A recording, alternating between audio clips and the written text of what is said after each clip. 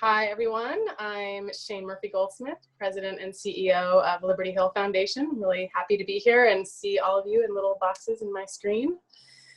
So I want to thank the staff for both putting on this event and also making Liberty Hill possible. If I could see all the staff members wave to everyone, and our board members are on the call too. Thank you all for your leadership. I could see some wave from our board members. There we go. Okay.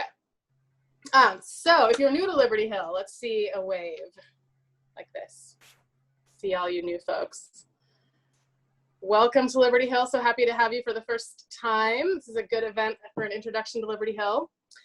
So if you don't know Liberty Hill, I'll just briefly share. We were founded 43 years ago by young philanthropists, including Sarah Pillsbury. Ray, is she here? She's not here yet? Not yet. Okay, she'll join later. She's still with us. And our founders 43 years ago had a revolutionary idea that the people closest to the pain of injustice and inequity should be the ones leading the fight for change. And they firmly believe that the role of philanthropists is to trust these grassroots leaders and give them the resources they need to fight and win. That idea was revolutionary then, and it's revolutionary now. Mainstream philanthropy is dominated by the view that we know better than them, that because we have the resources, we should have the power. Mainstream philanthropy for hundreds of years has devoted its resources to putting a Band-Aid on symptoms of problems rather than tackling the root causes. And as a result, philanthropy has inadvertently perpetuated structural racism and economic inequality, but not Liberty Hill.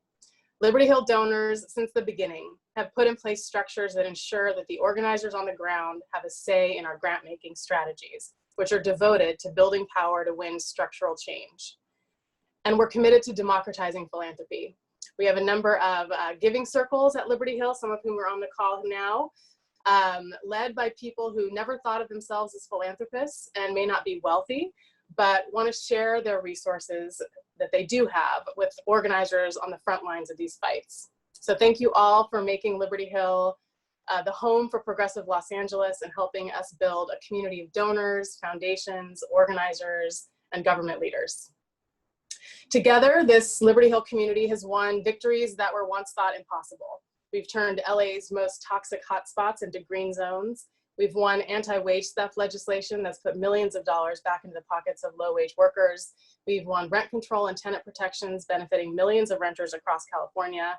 And we've closed half of LA's youth jails. And we could not do this work without all of you, so thank you again.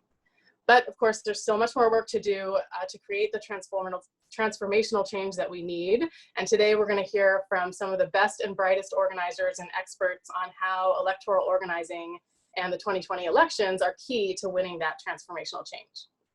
But before we do that, it gives me great joy to announce today with all of you that we are relaunching Liberty Vote. Liberty Vote will invest in organizations that build power in the communities that we support, so those communities can pressure or replace political leaders and drive ballot measures toward progressive, just outcomes. With real electoral power, no longer will the needs of poor people, Blacks and Latinos, low-wage workers, renters, immigrants be ignored or cast aside in deference to those with deeper pockets. And this isn't just a dream. Our grantees have been building this muscle for years. In 2004, as many of you will remember, Liberty Hill launched Liberty Vote for the first time. We did this to teach organizations how to do electoral organizing, voter engagement, when it was a completely new idea.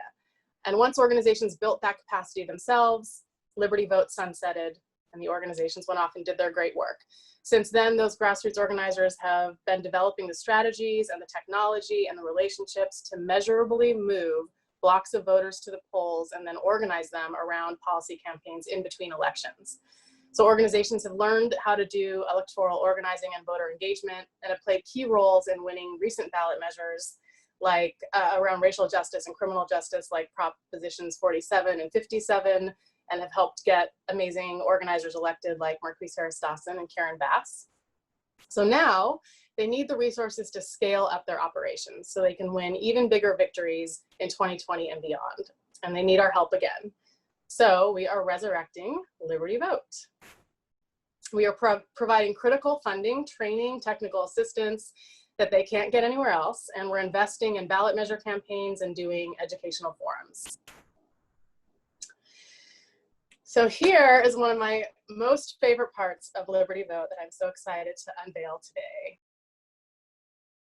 We've decided to make our Liberty Vote electoral engagement grants in honor of Gary Stewart, who passed away about 1.5 years ago.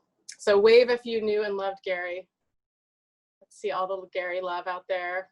There we go. I have to scroll through many screens to see you all. So for those of you who did not know Gary, he got his start in donor activism in 1988, thanks to Liberty Hill's own Michelle Pritchard. He was fueled by his vision that if we could amass real political power and voter power in the hands of progressives and those most impacted by injustice, we could change the world. And he would get quite riled up about how the left doesn't do enough to build electoral power and win. Gary was a longtime donor activist at Liberty Hill who single-handedly, I think, recruited more donors and raised more money for Liberty Hill than just about anyone else, and constantly pushed us, and especially me, to do better, win bigger, and above all else, make sure it's measurable. And those of us who knew and loved Gary have adopted a refrain, what would Gary do? And we think about this when we're making big life decisions in our personal lives or our social justice work. And I know that if Gary were here in 2020, he would throw himself into the November election with his characteristic dogged focus and always with so much love. So that's what we'll do, and we'll do it in Gary's name. At one of my first Liberty Hill events, I met an organizer who said something I'll never forget. And it altered the way I understand how change really happens and my role in making it happen. He said, the partnership that comes from our work and your giving is a sacred thing. He was talking about how organizers feel when they're supported and how donors feel when they're really connected. What I think he also meant was it's not just organizers like him that makes things happen, it's also us. Now, some of us feel bad when all we can do is write a check. But you know what? Writing a check isn't a cop-out. It's not some passive, disconnected act. It's part of making change happen. A key part. The best people doing community-based work are paid, trained, and experienced staff.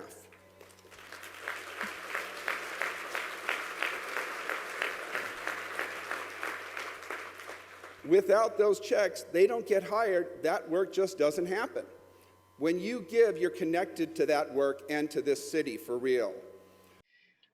Oh my goodness. Always moves me to see his face and hear his voice. Feel free to chat your love for Gary in the little chat. Share whatever you want in celebration of him. Sucks to not get to do this in person and really feel the love in the room, but hopefully we can feel it virtually a little bit.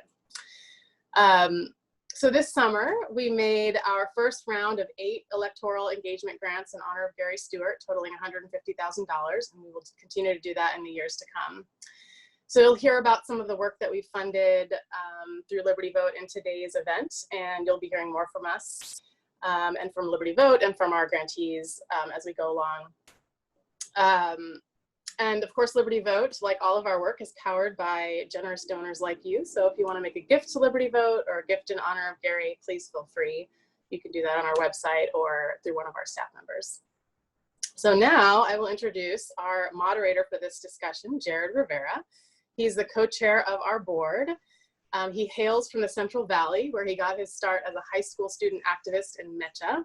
He went on to become an organizer and then the executive director of one of Liberty Hill's longtime grantees, LA Voice. He then joined the SEIU California State Council. He served as labor director of the Hillary Clinton for President campaign in California and Nevada. And he now serves as the political director for SEIU 2015, which is California's largest union and arguably the largest political force of low-income people in the country. He spends his days deciding which candidates and which ballot measures SEIU should fund. And he also, last year, 2019, he received Liberty Hill's Wally Marks Changemaker Award at our Upton Sinclair dinner. So without further ado, Jared, take it away. Great, thank you, Shane. Thanks for everybody for joining today. Today's a big day. I actually got up and I took a shower first thing in the morning today, and I combed my hair and I ironed my t-shirt. So we're moving along today.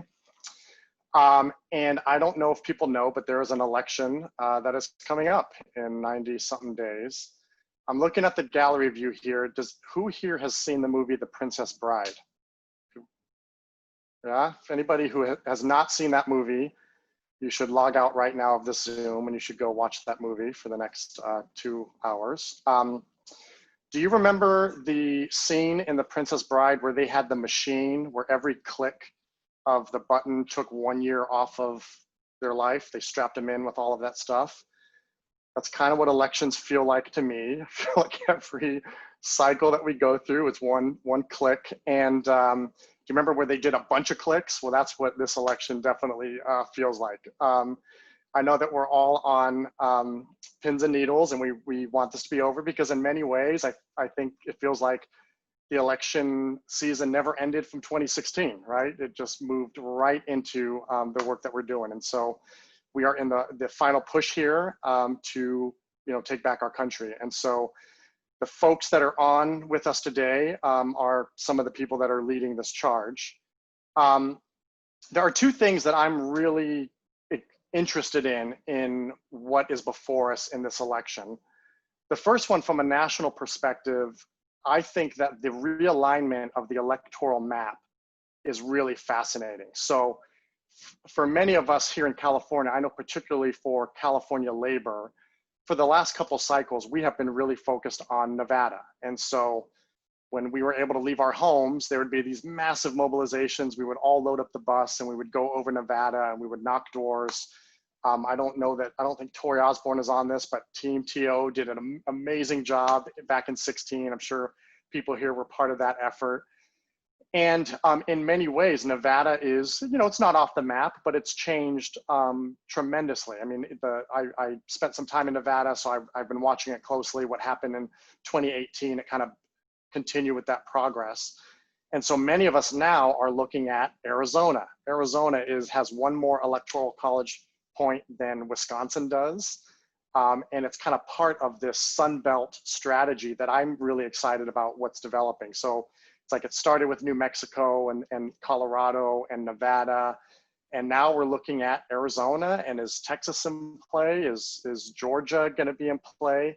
I believe that in our lifetime, they will become solidly blue. I believe that all of the demographics are moving in that direction. And hopefully it's this election, because once that happens, the strategy, the national strategy is fundamentally changed. We've seen with kind of the Rust Belt states, Pennsylvania, Michigan, Wisconsin, they're kind of up for grabs, perpetually up for grabs. And what we've seen with a lot of these Sun Belt states is that once they go, they don't go back, right? Once New Mexico is locked in, once Nevada is locked in, and I think once Arizona is locked in, they will be solidly. So that's one thing that I am interested in. I was watching a focus group of voters last night in Arizona, hearing how they're thinking about the election. It's equal parts inspiring and totally terrifying to listen to voters in a focus group. But also, I think apart from what we know what needs to happen at the national level, we have an incredible ballot that's going to be in front of us in California. I remember, I think it was Peter Dreyer, when he was talking about his last book, Professor Peter Dreyer from Occidental. I think most people here probably know who Peter is. He would talk about the ideas that were radical in one generation that would become mainstream in the next generation. He was talking about the fight for Social Security and the fight for Medicare, and these ideas that were completely radical to one generation and then their time comes and their common sense.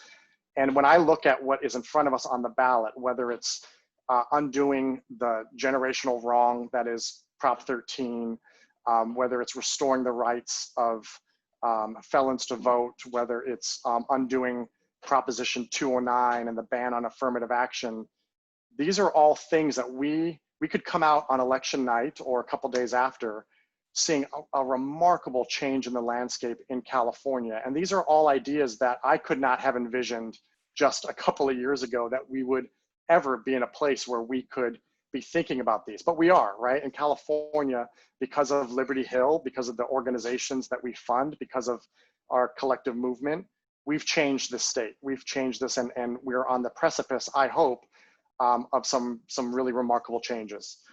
So this conversation could not come at a better time. I'm going to just do some very quick intros of our guests, and then we will launch into some of the questions. So first with us, we have Anthony Thigpenn, who is the founder and president of California Calls. I think Anthony needs no introduction. Anthony is an icon of our movement.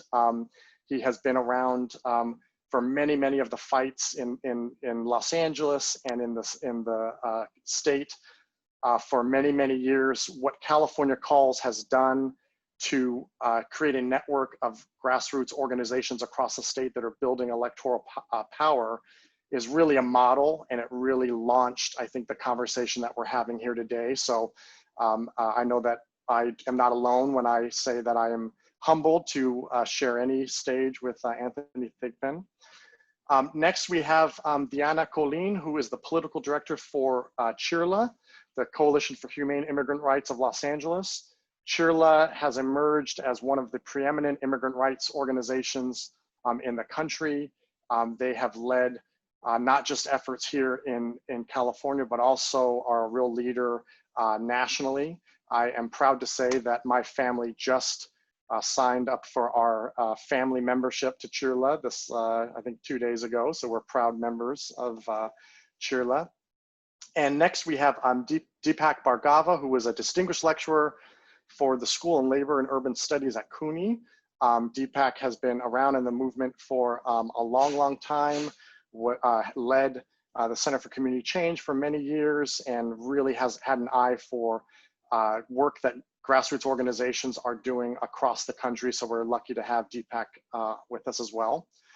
So why don't we launch into some of the questions here. And again, as a reminder, people can put questions in the chat. We'll be looking at that as well. But I thought to get started, I would turn it over to Anthony. And the question that I was thinking as we were preparing for today is, I remember when I got my start around the early 2000s in community organizing, I was still hearing about a culture that was very distrustful of engaging in electoral politics. You could just feel this notion and this idea that politicians are inherently dirty, and if we're involved in that, we're going to be dirty too, and we're going to be compromised if our organization appears to be too left-leaning or too right-leaning. And so the image that was really presented to me at that time was, we don't work on getting people elected. We wait until elections happen, and then the day after, we are in their office and we're holding them accountable. And in kind of the 2 decades since then, there has been this shift, and you've been part of that. California Calls has really been a pioneer in that, to make this shift to engage directly into the electoral organizing process. So could you talk a little bit about the journey and also kind of the rationale to make this shift in organizing? Sure, thanks, Jared. Happy to be here with my colleagues and friends on the panel and participants. So there were actually a couple of pretty simple reasons why this shift began to occur. And quite frankly, and many of you remember this, in the 90s, the right wing was killing us. They were killing us in terms of electing candidates. They were killing us in terms of ballot measures every year, 3 strikes, ending affirmative action, anti-immigrant, all of these. And we had little capacity to really defend exercise power in that arena. So 2 shifts basically occurred. One was the recognition by movement organizations that we had to get out of our silos. That we couldn't just be a healthcare organization, an education organization, or an environmental organization. We had to have some cross-fertilization and build a movement that had the ability to take on these fights. And the second, quite frankly, was the need to build muscle in the electoral arena. Starting with organized labor, with social justice CBOs, and very much a part of this was progressive philanthropy. I remember Liberty Votes well, that began to fund power building. And how do we integrate traditional community organizing and electoral organizing, both to win in particular elections, but also build power over the long term. And so what that produced now It's a very robust ecosystem of community-based organizations throughout Los Angeles, throughout the state, that have real experience in both community organizing and electoral organizing and how to combine those two. It's also given us the ability to move from defense to offense. This is really important right now, and this whole ecosystem is about to be tested for a couple of reasons. One, we're in an extraordinary time where we have three crises that are converging: the pandemic, the resulting economic recession, and the uprisings around racist police violence and systemic racism. And I might add, there's probably a fourth, which is the assault on democracy itself. So all these are converging at the same time to challenge our ability to mobilize our communities in a way to win. It's pretty clear what's at stake nationally in terms of getting rid of Trump. I would say that we need to get rid of Trump, but also make progress in defeating Trumpism, which is not just defeating Trump, but all the policies that he represents. As you mentioned, Jared, on the California ballot, there are some generation-defining measures. It takes me back to the 90s, where all these things we're trying to undo and make progress on, we lost in the 90s, and now that we have the opportunity to win. Whether it's Prop 15, reforming Prop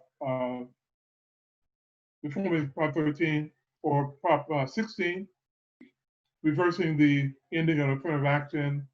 You mentioned, for example, there's a couple of measures to expand voting rights. There are measures to expand renters' rights. And there are two that are trying to undo some criminal justice reforms we have won over the last couple of years. So it's generation-defining ballot measure here in California.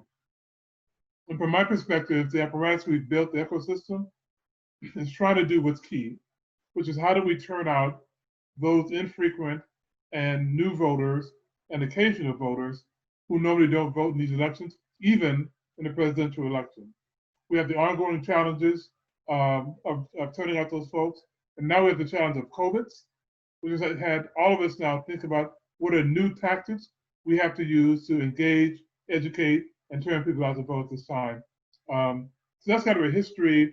We've got opportunity here now to build on that ecosystem and make dramatic changes, generational changes in California and the nation. Great, thanks, Anthony. So Diana, why don't we go to you? One of the things that has been fascinating to see is we're talking about grassroots organizations really diving into the electoral space. That is particularly true with immigrant rights organizations, and it's a tough task, right? Because a lot of the pain that our communities experience are because of decisions that are made at the federal level. So it's hard electing a mayor, it's hard electing an assembly member, it's hard electing a governor, it's very hard to flip Congress. So can you talk a little bit about the work that CHIRLA has done and maybe kind of in the broader immigrant rights community to build out that muscle to make there be consequences at the ballot box for anti-immigrant politicians? Yeah. Hi, everyone. I think this is the second time in a panel I go after Anthony, and I feel he always does the drop mic, so it makes it a little bit tough to follow. But I'll start with a little bit about CHIRLA Action Fund and where we are. So we actually also started our electoral program in 2004. And this was after, right after we had one driver's license for undocumented in California, but you all remember that celebration, it was signed, but our people never got a driver's license, right? And we cannot keep losing at the ballot box. And so we started our electoral program, C3, talked to 1,200 voters in the San Fernando Valley. And we felt like we were on top of the world because the win back then was defined a lot different, right? We have a program, we're talking to voters, we're mobilizing undocumented volunteers. But then it was about 2014, we're like, this is not enough. How do we take it to the next step? And so we really sat down and felt, if we really want to make a change, we need to make our voters cultural voters. How do we do that? When we talk to them, the first thing they ask you when you say, hey, are you going out to vote? They say, who should I vote for president? Well, actually, it's the midterm election, right? And so in 2014, if you all remember, it was the first time we had top two primary. And so it really mattered in California because we had places like the Antelope Valley, Congressional District 25, where there's no infrastructure, no resources to get out the vote in a primary that nobody knows is happening. And then when we do have resources and we're getting out the vote for the November general, the voters in those areas are stuck between two anti-immigrant Tea Party Republicans, right? And so that was when the first light switch went on to us. Like, we cannot wait every 4 years, every November. We have to start talking to voters for primary elections. And then the next year, like, this is still not enough. We have special elections. I think that in 2017, the LA County voters had about 3 elections within 2 months. They were voting for state races, for school board, and for the congressional seat for Jimmy Gomez now. And again, we were like, civic engagement has to be beyond the ballot box. What does it really mean? It means talking to these voters, which are not necessarily our organizing base. They're not the individuals that are going to Sacramento with us or going to DC or sharing their story. We need to get them involved civically by making them part of our legislative fight. And so we build this beautiful infrastructure of call center operations. How do we use that with these voters for local, state, and federal policy fights? And so slowly been able to fundraise the money to keep our call center on, year round, because the fight doesn't stop year round, right? It keeps going and going. In 2009, we were able to start our CHIRLA Action Fund, so our 501c4 organization. And really, the reason why that was founded, it was because our C3 was hitting its lobbying limits in the fight for immigration reform. I think it's a little bit different now than the organizations that reach out because they want to start a C4. Like, how did we do it? A lot of the organizations now want to get engaged with candidates, right? Want to do more independent expenditure work, more endorsement. And so we started for our reasons were a little bit different, but we finally picked it up on what we were able to do with the 501c4 organization. Endorsing candidates wasn't enough. How did we make sure that our immigrant constituents, immigrant members were part of the endorsement interviews, of the endorsement process, and the accountability was directly to them. In 2018, we did the first time we launched our independent expenditures to endorse candidates. And it was a lot of lessons learned from the organization, especially on reporting. What does it mean to report to the IRS for all these local levels? And so slowly learning more and more, we're happy to announce that this year, August 13, we're launching our Immigrant Power Pack. And it's really because when we're talking to voters, they understand the importance, they know the name, they recognize the organization, and they're saying, okay, you're telling me who to vote for Congress. What about for my city council? What about for the state assembly seat? What about for school board? In the primaries, they even asking us about the judges. And so being able to give them down the ballot slate as a community organization that they trust and they've been talking to year round on how they should go to the polls with an educated vote. I think that's been key for us. And we've just been saying this over and over again. It's great to build a movement. How do we build a movement that votes? And how do we as organizations ensure that we're using every tool in the toolbox to get the world that we deserve?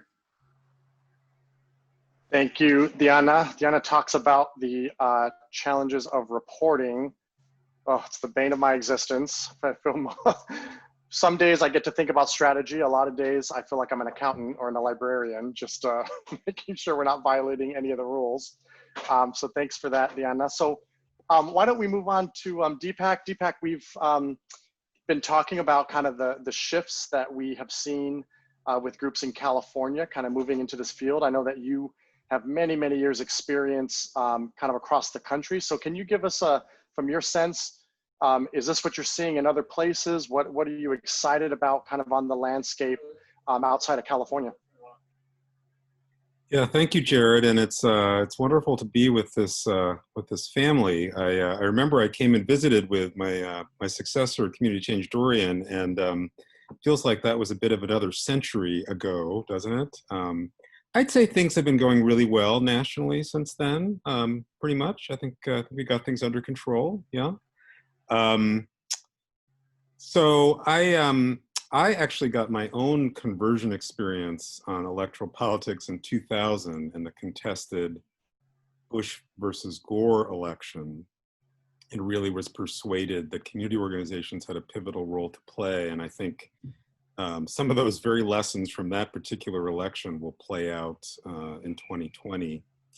I think the stakes are really clear to everybody, so they don't need a lot of discussion. Our hopes for a multiracial democracy and really for low income and working class people in this country for economic survival are on the ballot this fall nationally.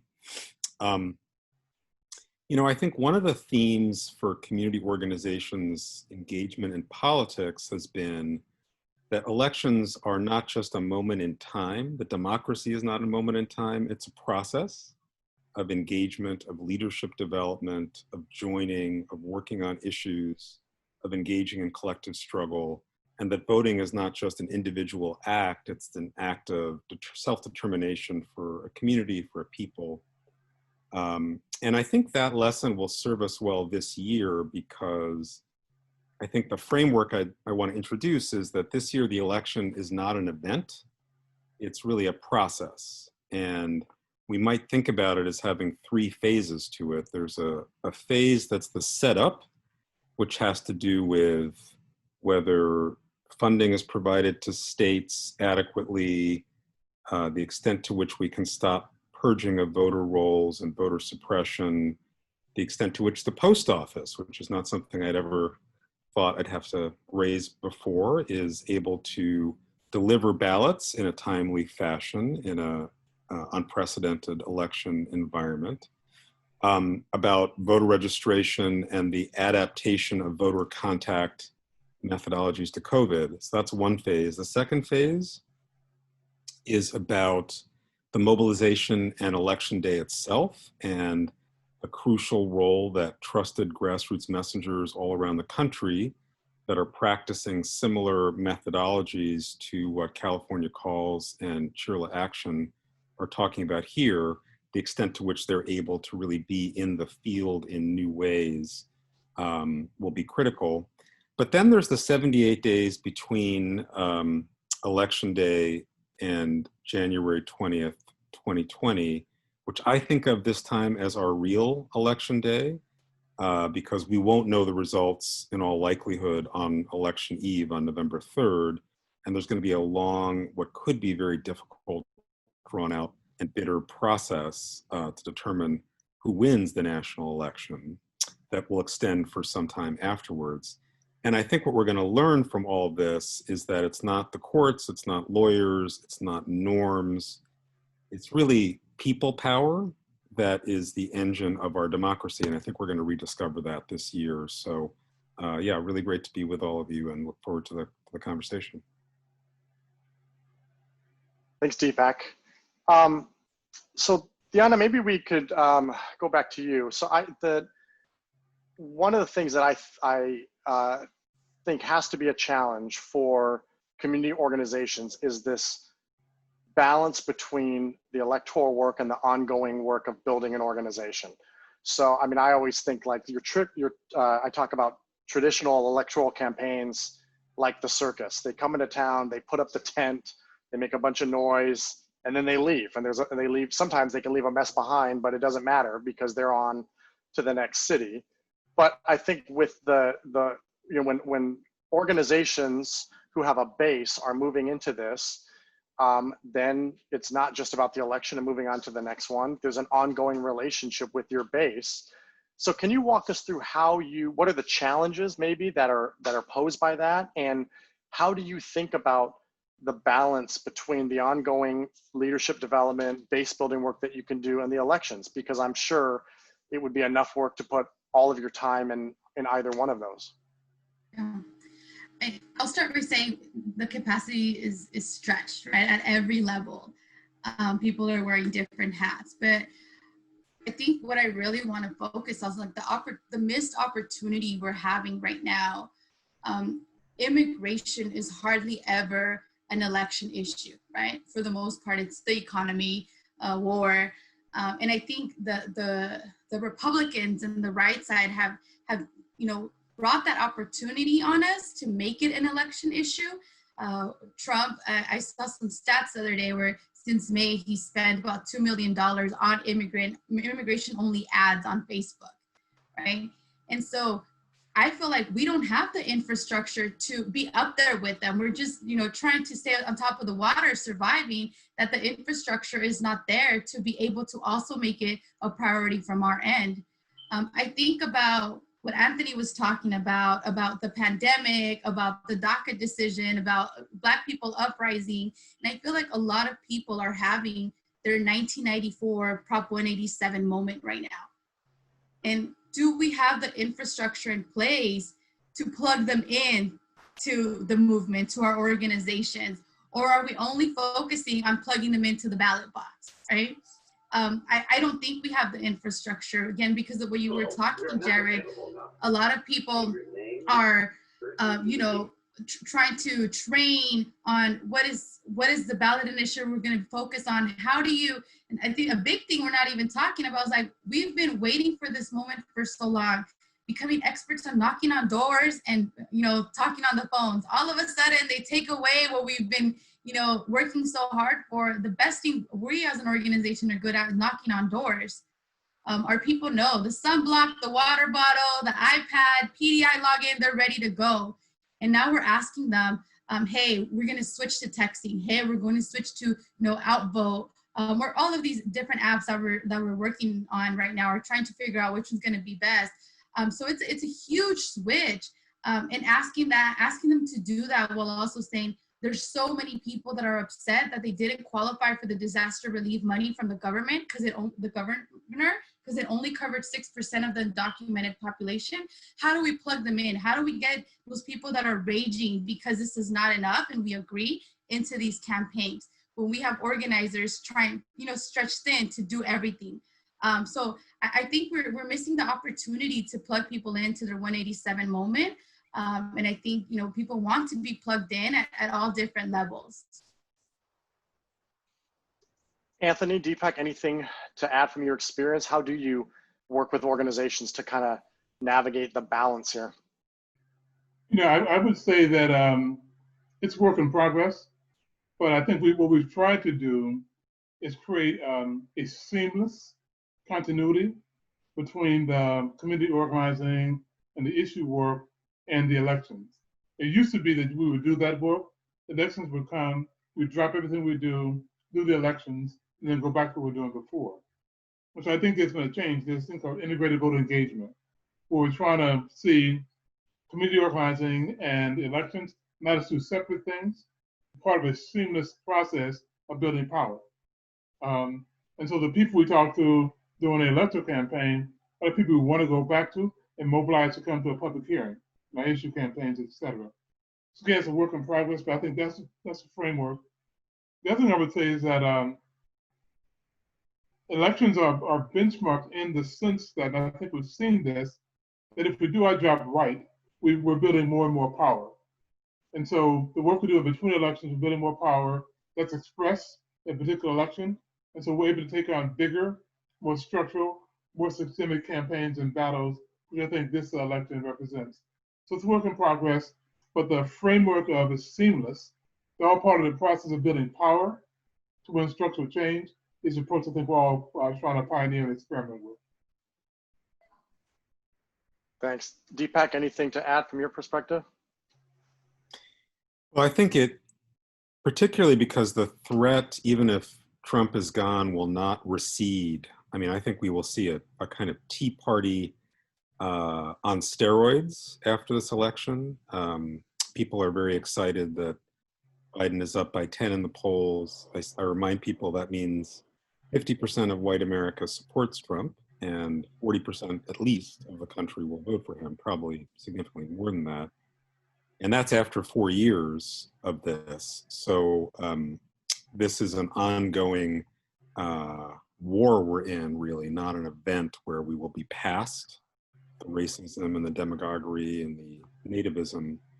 And so to me, that really argues for thinking about a way of funding where there's substantial funding after Election Day to help incorporate all of the talent and the energy and the grassroots passion that gets uncovered through all that door-to-door and text peer-to-peer kind of work that happens beforehand, that people get recruited to be part of permanent organizations. Kind of a voter integration approach, I think, needs to be increasingly part of how we approach it.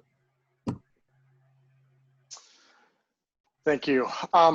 So Anthony, I wanted to maybe talk a little bit about the story of schools and communities first, and kind of how we got to Prop 15. And what I'm especially kind of interested in is this was not a quick road to get to the ballot, right? You know, there were serious talks about qualifying this, I believe, for 2016, and then definitely, you know, then that didn't happen, so it was definitely going to happen for 2018, and then it gets pushed back to 2020. And you know, I know, working in grassroots organizations, that all of the groups that are having that may make sense in political calculus that exists, but there are communities that we are you know, responsible for, that don't understand why are we waiting, right? So maybe you could just talk a little bit about, you know, you know, when do you make the decision that this makes sense to be patient and to wait, and when do you not, and how do you kind of fight for space when there's always, every time there's an election, there's you know, the institutional powers are going to say, well, we wanted to work on that, but now we got to get this person elected, and you know, the unions are saying, well, we have a contract fight that's up, you know, next year, so this board of supervisor race is really important. So how do you kind of navigate that? You know, Joe, I'd say a couple of things. I'd say first, when we want to take, I mentioned the turn in the 1990s to power building, long-term power building, and getting out of our silos.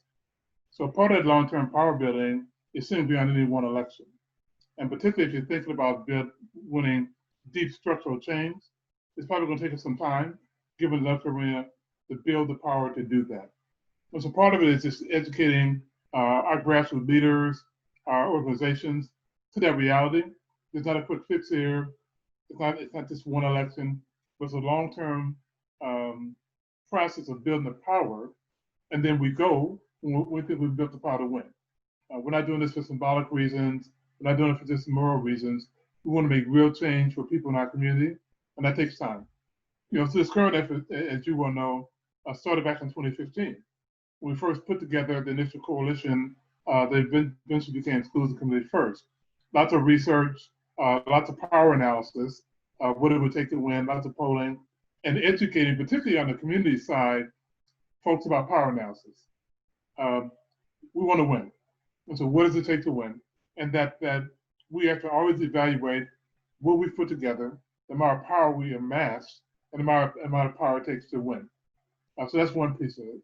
The other piece of it is pushing our institutional allies, elected officials and unions, because I remember one labor union friend told me, before I retire, I'm going to take on Prop 13. But you never get to it. Every election is something else, something else, something else.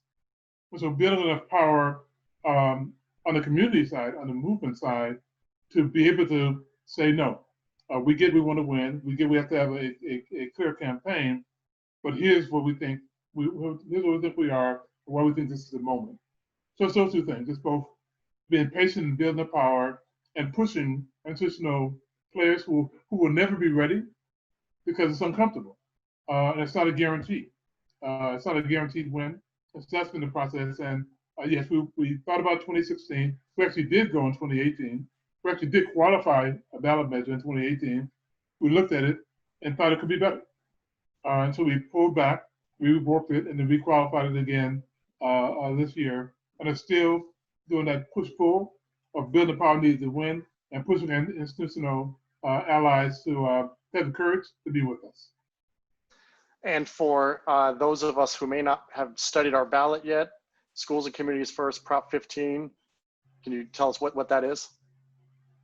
It's reforming Prop 13. Essentially, people call it split roll. So it doesn't affect commercial residential property, but it requires a reassessment of commercial properties annually, regularly. That would generate $12 billion a year when it's fully implemented, going to schools and local community, local government services, et cetera. This has been the biggest disinvestment in schools and local communities for 42 years. And the communities that have suffered most from that have been poor communities of color. So we see this as a racial justice issue and an opportunity to establish a new 40-year legacy of an investment in prosperity. Thank you. Just one of the things I am just so excited about this year with Schools and Communities First is many times it feels like the electoral work that we're working on is to prevent terrible things from happening, right? Like I remember when I was working on the Prop 30 campaign, a lot of that was saying, if we don't pass this, this is what your tuition is going to be. It's going to go through the roof. And the opportunity that's in front of us is, I think, to do something that we haven't done before, which is to make changes that are large enough for people to actually feel them, right? Just to that, we're talking about $3 to $4 billion going to LA County every single year. That's the type of money that will people can see with their eyes. They will be able to feel what the difference is when they go to their child's school or to the park or to wherever else. So it's just an amazing opportunity. Let me pose this question for anybody who wants to jump in here. So, in the election space, there is kind of an established ecosystem, right? And there are consultants, many of them very wealthy consultants that have a way of creating change and kind of roll out the toolbox. This is what we do every single year. You have labor unions, kind of moneyed interests. You have large donors. You have the party structure. There is a club that kind of exists, right? And so I think for many of the group, and I will say just, that club is largely male, largely white, right? Like very few, people of color that are kind of in that space. And there's a lot of money that's behind these interests, right? And so things are really entrenched. For folks here, what when community organizations are entering into that space, can you talk about what that's like? How do you go about carving out room at the table when you are entering it for the first time, and may not be part of that kind of established club that makes elections work? So anybody who wants to jump in, how do you navigate that? I'd like to think about it as like our hidden poker cards, right? Like what we're saving for the hand. And that's the low propensity, not even low propensity, untouched voters that nobody else is going after. I'll just share a little story. My first campaign was in a congressional race where we're going against Dan Lundgren in Sacramento. And, I was the only Latina there, and I was an organizer, and I said, hey, like, what about a Spanish script? What about, some Spanish trainers, some Spanish speaking volunteers? The campaign manager clearly said, no, we don't talk to them. Like, they're not going to go out to vote. And so I was like, man, I'm working so hard here away from my family, and I'm not even doing it and having an impact in my community, right? And that's when I went back to CHIRLA. And I think what I always say, like the secret sauce that we have, and that, what makes us worth the investment, is because a lot of these elections that we're talking about, especially at the local level, we're losing by anywhere from 20 votes to 500 votes that really impact us day to day. And those are untouched voters that want to go to this party, but don't have the details on how to get there. What are we celebrating? How do we go dress? And once we give them those details, they're so excited to go out to vote. One of the things, and I know a lot of the organizations that we work with through MVP and Cali Calls, we do this, right? Multiple touches in language. I always say we talk in our slang, because the Swami means one thing here, but in the Central Valley, it's called something else, right? So being able to know that really matters. Everyone uses a value-based script, but when you add value-based conversations by the volunteers knocking on doors or making those phone calls, that's what really drives people to the polls. That's what's really making a difference and making people feel not only that they're voting, but they have an educated vote and there's power behind that vote. And I feel like when I go to different tables, that's what I bring, right? A whole set of poker cards that no one's even considering that can make the difference. And I think that's huge. Yeah, I would say two things that we've learned. I mean, the first is people always said community-based organizations, your stuff is too small to have an impact on this arena, and you're too messy. You got too many leaders, right? You don't have a hierarchical structure. And so as we begin to get out of our silos and build ongoing collaborations and coalitions, we basically, we can't whine about that. Let's get bigger. Let's be more powerful. Let's unite movements. So that criticism can't be anymore. And so that's what we did. Cycle by cycle, building infrastructure, building ecosystem, and building movements. So now we run the biggest field programs in the state. Now, so that's one piece of the equation. And then second, I just think we have to figure out how to do campaigns in a different way. And School First is an example. This is led by community of color. That's completely unusual for a big electoral campaign. We have all the institutional allies, and we expect them to their partners. It's led by community of color. We see racial justice as a key part of our messaging. It's not an afterthought. It's a key part to winning. And what we have to do is prove that that works. And that's what we're doing now. I'm thinking Diana was talking about some of the elections in 2017. So I live in the Highland Park area of LA, and where I live, I think I voted 5 times in 2017 because there was a chain of reaction. You know, my congressman Javier Becerra went to Attorney General, and my assembly member Jimmy Gomez ran for Congress, and then ultimately there was an assembly race. So there was like just this chain reaction. And I always remember that the last election that I had that year was the general election that ultimately elected Wendy Carrillo for state assembly. And our union had a massive field effort, and we did all the mail, and we did the phones, and we did all the work. And does anybody want to guess what the percent turnout was after that 5th and final election? 9% in that district, 9%. So I say that to say that anybody that touches elections in California, if you are saying that you have figured out how to mobilize and how to unlock voters, particularly low-income voters, you haven't, right? And I think that's what is so amazing, because the work that Anthony is doing, the work that Diana is doing, I mean, that's really, in my opinion, that is the key to the change in our country. It's really that decision in a place like California, where in large part we've gotten rid of a lot of the obstacles to vote.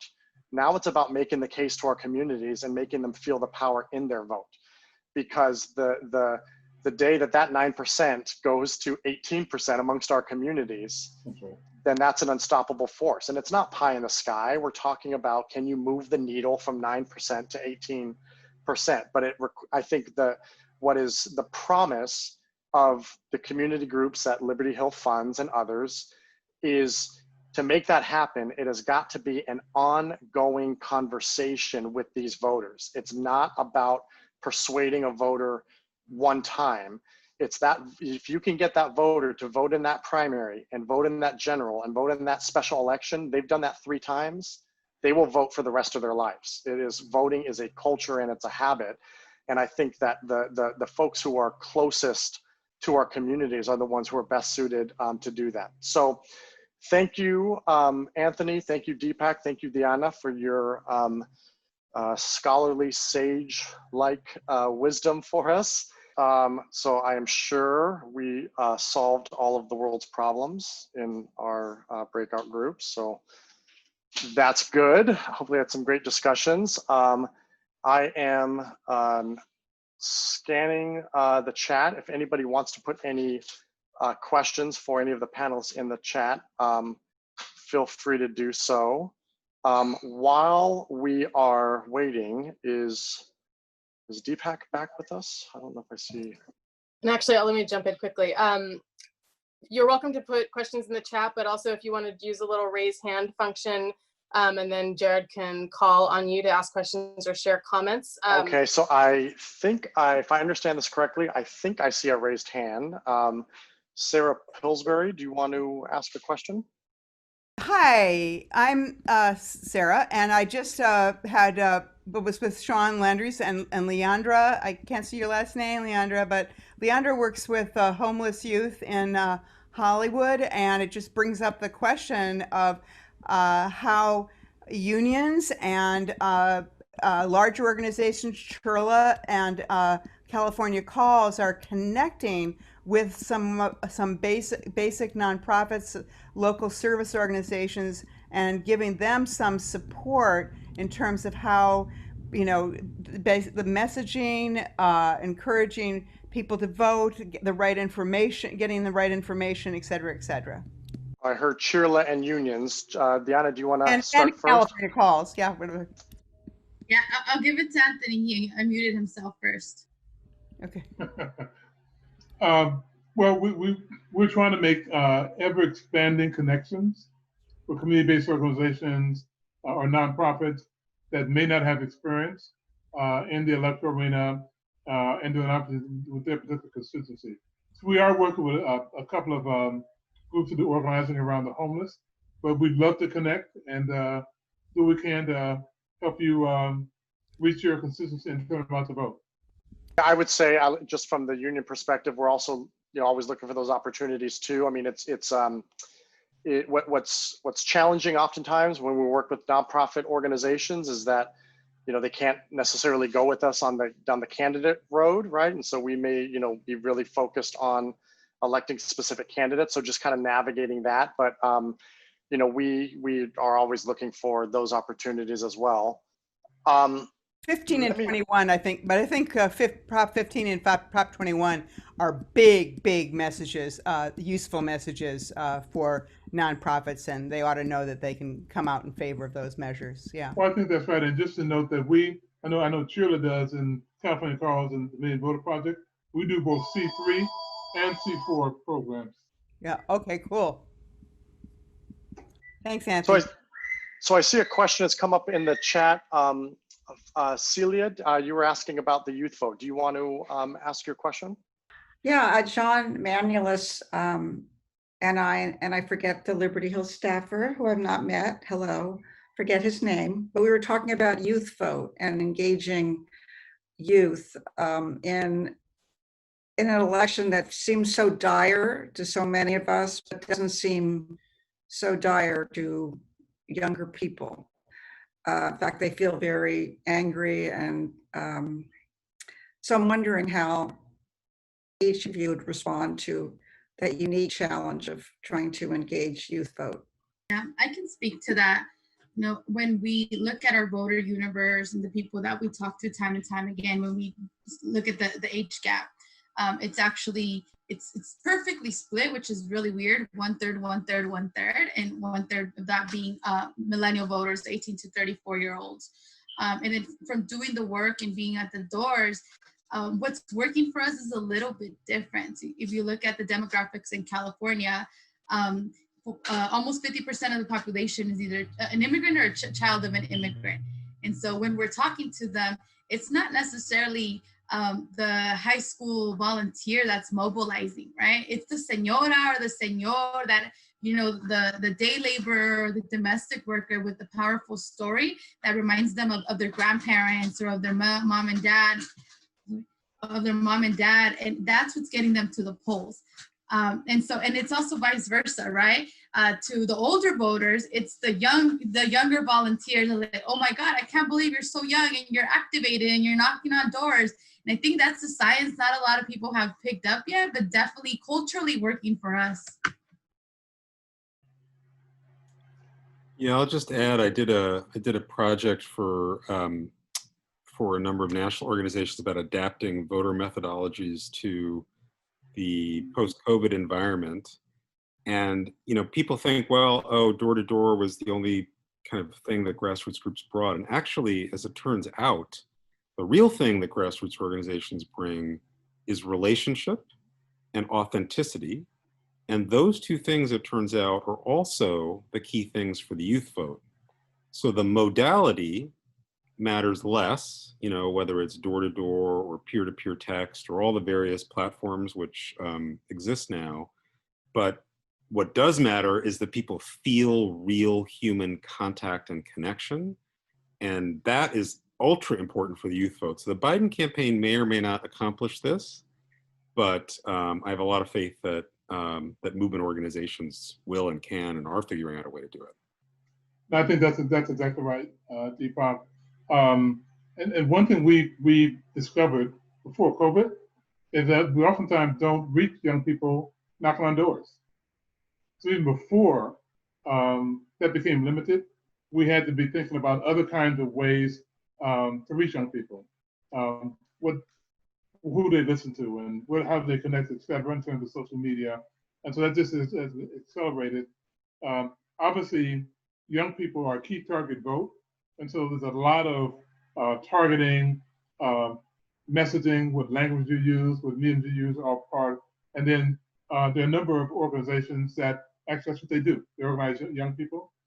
And the last thing I would say is that one of our challenges and opportunities is really to connect with all those folks who are out there on the streets and the uprisings and make sure that that's an excellent form of power. It's not the only form of power that you need to vote as well. Yeah, if I could just add, there is a book that is kind of my election Bible. It's called Get Out the Vote. I don't know if people here have read it. Written by a man named Don Green, who was a professor at Yale, and then he's now at Columbia, and we've done work with him. But it's a very quick read, and it's really the science of GOTV. It's really posing that question: what actually influences whether or not people vote? And one thing that I feel pretty strongly about is I think a lot of times we think that it is ideology or really nuanced policy that is going to get people to vote. And that, I just do not believe that, right? It's to Deepak's point, there is a whole group of people that are ideologically with us, right? And the only question that we have to ask is whether or not they make it to the ballot box or not, or whether or not they open up that ballot, because if they do, they're going to vote with us. And so you can read there in that book, and he's, you know, the Analyst Institute has done this stuff, and a number of people have done this, setting up actual studies to compare all of these things. And what do they find? That the number one indicator about whether or not somebody is going to vote or not is, does somebody that they trust have a conversation with them to talk to them about the importance of voting. You know, so, you know, I don't want to offend anybody, but when we get into these arguments about is it Medicare for all, or is it the ACA, or is it building upon a state approach, or is it all that? I don't really think that's the right question. I think it's, can we get to scale and have a number of as many conversations as we need to influence people to vote. So next here we have a question. I think next up in the chat is Joe Newland. Joe, do you want to unmute yourself and ask your question? Yeah, I mean, my question is related to what you were just saying, that you know, elections are decided by who shows up to vote. And when I think about you know, what organizations begin to do about this time of year, getting ready for a big election, it's all about the GOTV. And you know, it's the, you know, one of the main points of having an organization and being organized is to organizing people to take action. And when I think about traditional GOTV, right now, one of the things that I would be least comfortable doing or having someone do to me is going up to a stranger's door and knocking on it. So I'm wondering, you know, what specific plans organizations have for their GOTV and adapting their GOTV. Are people planning to go and do that with mask and social distancing, or are they, you know, 100% moving to online and phone banking and remote GOTV? Yeah, you want to start? Yeah. So what CHIRLA is going to be doing is the precinct captain model. And so we will be training, it's the 29th, and if you want to know, we're training our core members to really own their neighborhood, right? We're saying, like, get out the vote in your barrio. And so we're doing this precinct captain model where we'll be able, with different apps, plug in their universe of voters in their 2 or 3 block radius. That makes it more personal. We're including text messaging to that, phone banking, letter writing, and literature drop. So it's not necessarily knocking on doors, but they'll they'll deliver those letters to people's homes to make it a little bit more personal. The idea is you develop a relationship, you know this person, you hold them accountable on election day. And so it's kind of what everybody's talking about, what Jared's talking about, right? Now you know, hey, Maria, I came here 5 times, or I walk by here every time I go walk my dog. Remember me, it's election day. Did you already go out to vote? What information do you need? The other thing we're doing is, one of the good things that happened with this pandemic is that in April and May, we were forced to move our field programs from the doors, because we wanted to make sure that the people that were hired on still kept their jobs, especially during those times. And so when we were out here bragging about our 32 center call station, the pandemic actually forced us to develop a 70 station call center. Everyone working remotely and virtually, and the accountability was there and how to supervise. And so we have this beautiful infrastructure that the census allowed us to develop. When we looked at, where we're calling, there's some places, even in California, where there's absolutely no infrastructure, and just with 2 or 3 calls from our organization, they go out to vote, they fill out the census. I was looking at the numbers the other day, and actually outside of the regions where we have a base, where we have the majority of voters, is Congressional District 1. This is Doug LaMalfa, up in north of Sacramento. Really, I would have never guessed this is where the majority of our voters live. And so the impact that a conversation, a real life conversation makes is huge. So that's what our program will look like going into November. No, I think that's right. I mean, we including California Calls, CHIRLA, and others, as part of the Million Voter Project, we're doing a large scale experimentation with this phenomenon. We've been doing this since April. Diana mentioned the virtual phone banking and the technology around that. There's a bunch of relational organizing tools that we're experimenting with. We can actually give a volunteer, download a list of voters in their neighborhood. They call them, and the results are instantly back in our database. So there's some accountability. There's lots of things like that that are happening in terms of adapting to the new situations of COVID. We started that experimentation in April. We've got programs going right now, so that we have it all fine-tuned. We can still do the kind of massive outreach, same principle, building on relationships, people that they know, talking with people multiple times, and then motivating them to try to vote, just adapting to using different technologies. Yeah, I think that the technology that's advancing in this time is really exciting. I mean, one of the things that's interesting is it's the rise of phones again, right? Yeah, so people answer their phones. Yes, I mean, for those of us who have run phone banks, you know that every election, fewer and fewer people answer their phones, and so you just have to beat up the list over and over to get to 10%, maybe scratch out 12%. And I know in some of the calls that we've done lately within our union, we are getting back to like 18, 19, 20%, which was unheard of, before. So, phones are in vogue again. And the other thing that I am really excited about is there is a whole slew of relational organizing apps that have come out. So I think Diana talked about Outvote, which is a tool that some people are using. I know some folks are using Team is one. Our local has been using something called Outreach Circle, which if you've been anywhere near me over the last 2 years, that's the only thing I want to talk about. But it's been amazing. That I will just give an example, my little pitch for Outreach Circle. We had a hearing on Monday morning in the state Senate around a millionaire's tax bill that Assemblymember Santiago has authored.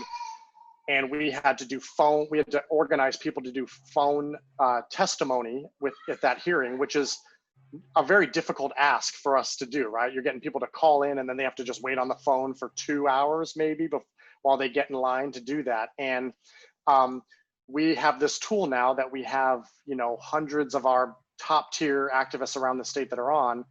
I didn't get the details till 8:30 on a Friday night. I put that up and we had 35 commitments by Monday morning for that call. I mean, that is something that we would have never used that tool if it wasn't for this. I would have been scratching and clawing and making a bunch of organizers who work for me hate me, because I would have been asking them to do turnout calls over the weekend for a Monday morning call. But that's all really exciting. I mean, I think that there are tools that we are all using in real time that are going to benefit us long term in the movement.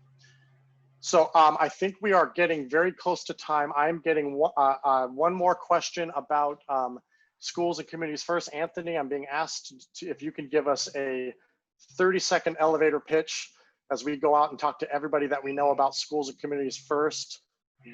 What are we saying quick to folks? This reforms commercial property tax policy to make it fair. Everybody spend their fair share. It delivers up to $12 billion a year to schools and local communities. It reverses a 40-year legacy of disinvestment in our communities, particularly communities of color. It's a once-in-a-generational opportunity for us to make deep systemic change. All right, thank you. I think I am turning it back to Dr. Shane Goldsmith. Is that right?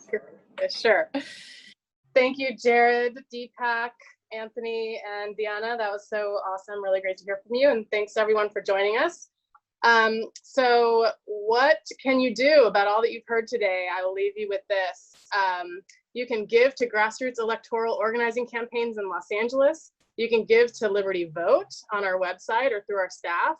And of course, you can make sure that all of your friends vote. And if you want an even more detailed list of things you can do as an activist or a philanthropist, you can email Sarah Vale and she will happily plug you in. Thank you all. Have a good rest of your day.